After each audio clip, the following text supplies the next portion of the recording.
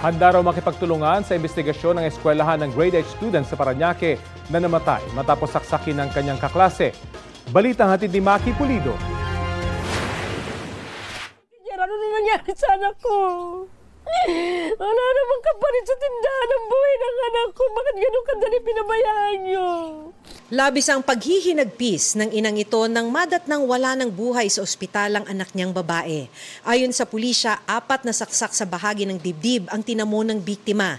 Ang may gawa raw nito, kaklase niyang lalaki. Pareho silang 14 anyos at grade 8 student. Nangyari ang pananaksak sa loob mismo ng kanilang classroom sa Parañaque. Isa pong teacher doon, lumapit po sa kanya yung biktima.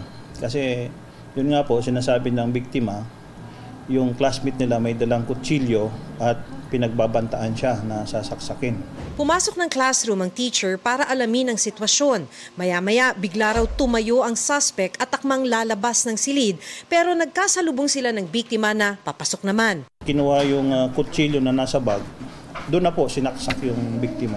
Nakatakbo pa ang biktima pero hinabol umano siya ng suspect at muling sinaksak hanggang sa dumating ang security guard na pumigil sa suspect. Isinugod sa ospital ang biktima pero idineklarang dead on arrival.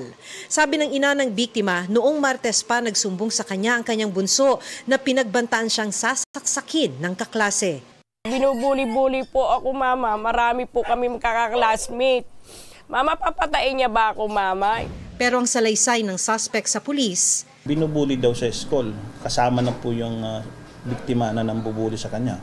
Kaya na nagawa yung ganong krimen. Dahil menor de edad, nasa kustodiya ng DSWD ang suspect. Ayon sa Parañaque Police, DSWD ang magdedesisyon kaugnay ng intervention sa suspect. Dala niya yung kutsilyo. May intention talaga siyang gamitin yung kutsilyo at manakit ng tao. Maki Pulido nagbabalita para sa GMA Integrated News.